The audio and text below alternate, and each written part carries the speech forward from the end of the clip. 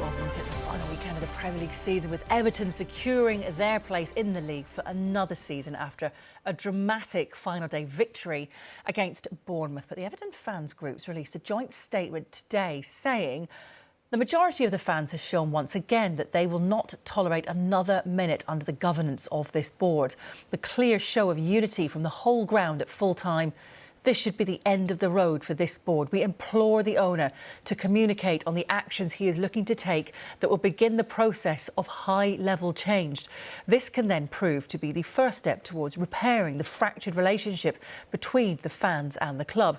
This must be done immediately. We, as fans, custodians and as the beating heart of this football club, demand change, and we demand it now.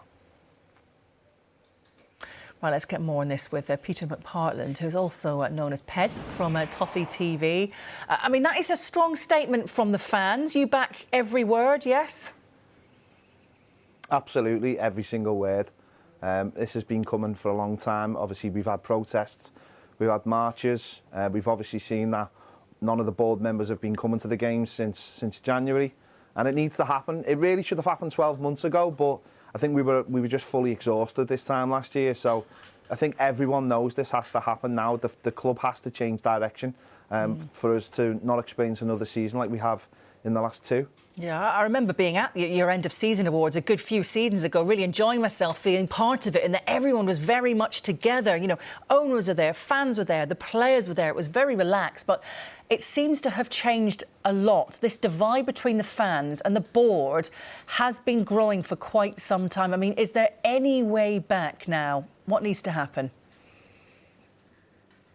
No, there's no way back, and there hasn't been a way back for a long time. This has been obviously going on for a long time in itself, but obviously things changed massively in January.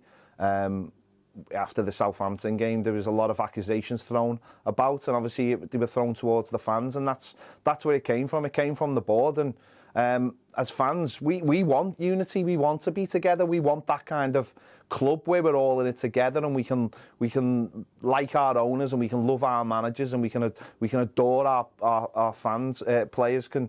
The fans can get the names on the back of the shirts and all those kind of things.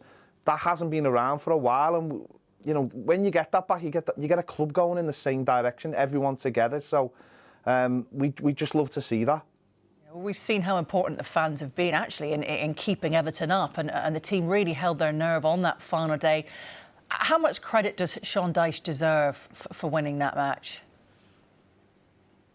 Oh, lots. You know, yesterday was a huge occasion, but the last few games, I think you've just seen how calm Sean Dyche is. You know, he's come in, and you know, I think you see other managers get quite excited about situations or make it about himself or the players or even the fans.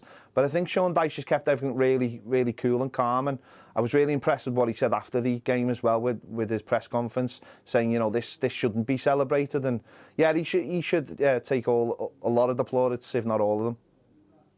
He said as well was, you know, he's got no magic dust to make things better. What does he need to turn things around and make sure this absolutely doesn't happen again to your club?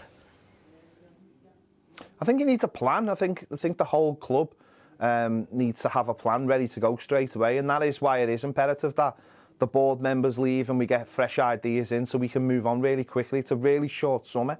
Everton need a lot. You know, we need players all over the pitch. The squad will be losing players as well. You know, we saw Yerry Mina playing his last game yesterday. There'll be others leaving as well. So it needs to be straight away. We need to already have had those players identified. I think Sean Dyche hinted at something like that yesterday in the press conference, saying the work began the day he came in. So it is mostly about the players. You get the right players in, you get a better team. And so recruitment is huge, and that has been the thing that's been letting us down in the last 4 or 5 years. So do you think actually it's a squad overhaul, in fact, actually? Yeah, it is, because just simply because it needs it. It's, you know, there are some good players in there. You know, they're good working hard players, but you have to look at the goals. We've scored the least amount of goals in the Premier League this season.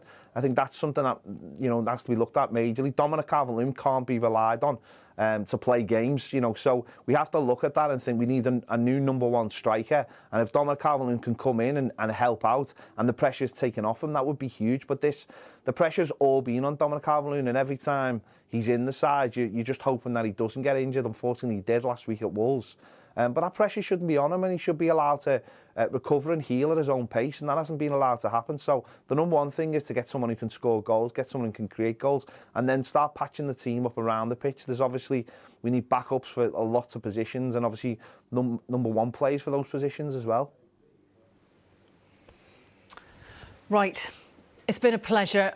Congratulations for staying up, and I'm sure there are lots of positives to look forward to, of course, at a stadium in the future as well, and let's see what next season holds for you. But for this season, thank you very much. Thank you.